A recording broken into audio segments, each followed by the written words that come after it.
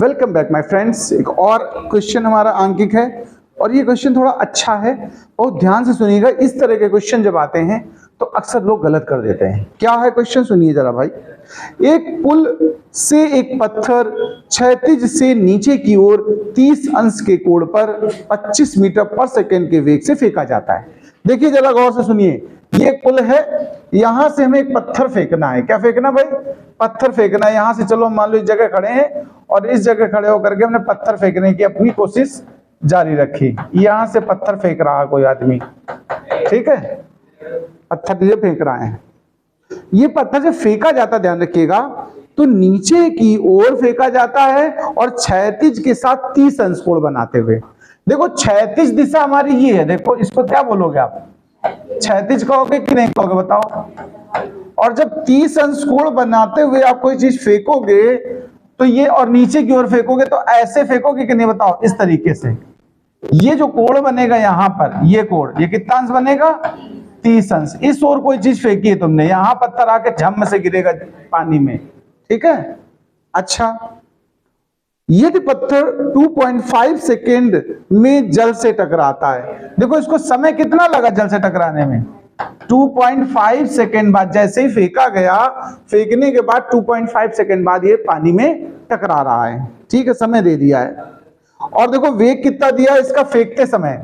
फेंकते समय जो वेग दिया गया वो इस दिशा में दिया गया, देखो इस दिशा में ये वेग दिया है तुम्हारा 25 मीटर पर सेकेंड। बहुत आराम से समझना बात को। प्रश्न ने हमसे क्या कहा है कि क्षैतिज दिशा के साथ फेंकते समय जो वेग है वो कितना कोण बना रहा है? 30 अंश, ठीक है। अच्छा, और 2.5 सेकेंड बाद जमीन में इस बार पानी में टकराता है, ठीक है। तो जल के पृष्ठ से पुल की ऊंचाई, जल का पृष्ठ यहां मान लिया हमने, तो पुल की ऊंचाई एक तो ज्ञात करनी कि कितना ऊंचा पुल है, एच ज्ञात करना है। अच्छा, पत्थर का क्षैतिज परास भी, जिस भी सामने तुमने फेंका, मान लो हमने इस सामने से फेंका तो और गिरा इस जगह जाके, तो क्षैतिज परास यही तो हुआ कि नहीं बताओ? क्षैतिज परास ये तुम्हें ज्ञात करना है, यानी क्षैतिज दूरी ज्ञात करनी है। तो हमें देखो यहां पर दो चीजें ज्ञात करनी, एक तो क्षैतिज दूरी और दूसरा ऊंचाई। समय दिया है हमको, ठीक। जब भी कोई चीज ऊपर से नीचे फेंकी जा रही होती है या नीचे से ऊपर फेंकी जा रही होती है तो गति के समीकरणों का इस्तेमाल करते हैं। वो भी गति का दूसरा समीकरण, जब एच वाली बात हो रही हो, समय दिया हो, तो बताओ ऊंचाई और समय या दूरी और समय कौन सा गति का समीकरण है? दूसरा ही तो है भाई। v बराबर u प्लस ए टी, इसमें केवल t है तो ऊंचाई नहीं है या दूरी नहीं है। s बराबर u T plus half A T square में t भी और s भी है। और तीसरे में v स्क्वायर बराबर u स्क्वायर प्लस 2s, इसमें कहीं t नहीं आया, तो t और s दोनों आते हैं, वो सेकंड वाला होता है। तो सबसे पहले हम सेकंड समीकरण इस्तेमाल कर रहे हैं। देखो h बराबर ut plus half gt square इस्तेमाल होगा। अब लेकिन ध्यान देना, ये तिरछा डायरेक्शन है, हमें या तो ऊपर या नीचे की तरफ वेग चाहिए, तो वेग को घटक में बदलो। पहला काम ध्यान देना, इस u का एक घटक नीचे की तरफ आएगा और एक घटक क्षैतिज हो जाएगा कि नहीं बताओ? घटक वियोजन तो आप समझते हो ना। देखो ऐसे वेग, ये u की दिशा है, देखो गौर से देखो आप, ये u है तो u का एक घटक क्षैतिज और एक घटक ऊर्ध्वाधर होगा। यहां पर आप गौर से देखिए इस चीज को, ये कोण तुम्हें दिया सवाल ने 30 अंश। देखो जिस दिशा में u है ये 30 अंश है तुम्हें, तो अगर हम घटक पूछे तो इस तरफ u का कौन सा जाएगा? cos 30 हो जाएगा कि नहीं बताओ? और इस तरफ क्या जाएगा? u का sin 30। यानी जब हम ऊर्ध्व गति ले रहे हैं, गति का समीकरण इस्तेमाल करते हैं, तो हम लोग ध्यान रखिएगा ऊर्ध्व वाला घटक लेना चाहते हैं। तो ऊर्ध्वाधर घटक हमारा क्या है? u sin 30। तो यहां पर जो u वाला, ये फार्मूले में जहां u आया है, यहां एक्चुअल में हमें क्या लेना है? u sin 30 p plus half G T square, ये तो सूत्र है खाली। अब देखो ऊंचाई तो हमें निकालनी है। u हमारा कितना था इस सवाल में?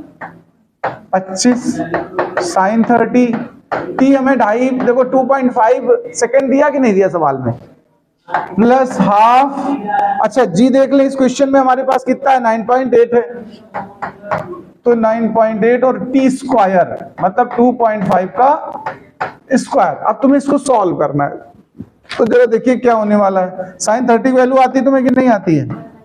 1/2, 2.5 प्लस हाफ 9.8 और इंटू 2.5 का स्क्वायर। इसको सरल करना है, सिंप्लीफाई करना है, जो भी समझ लो। तो देखो 25 25 आम 625 होता कि नहीं होता बताओ, बटे 2, एक अंक पे दशमलव यहाँ लग गया।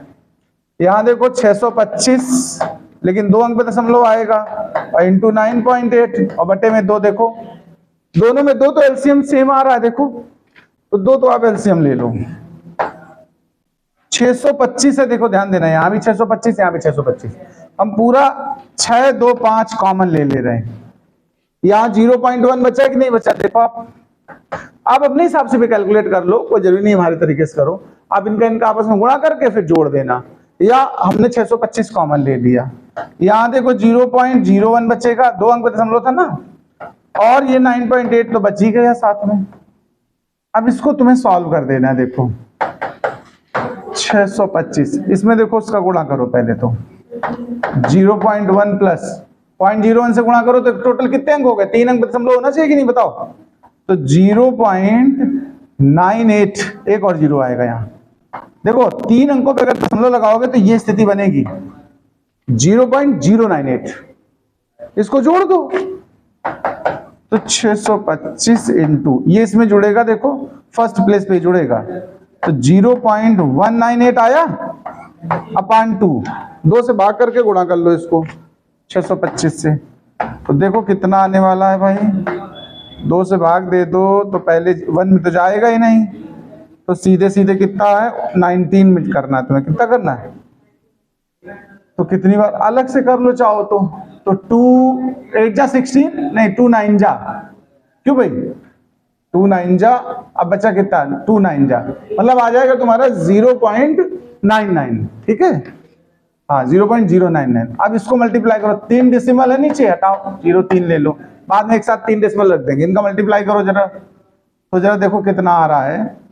9 से कर दो पहले, 9 5 जा 45, 9 2 जा 18, 18 और 4 22, 9 6 जा 54 और 2 56, और फिर 5 2 6 5 ऐड कर दो, 5 7 8 11 6 और 3 डिजिट पे डेसिमल। देखो लगभग हमारा जो आंसर आ रहा है कुल की हाइट में वो आ रहा है 61.875, या आप चाहो तो राउंड ऑफ करके 61.9 लिख दो, 88 लिख दो, जो तुम्हारी इच्छा हो, या इसी को बहुत ज्यादा राउंड अप कर दो तो 62 मीटर भी लिख सकते हो।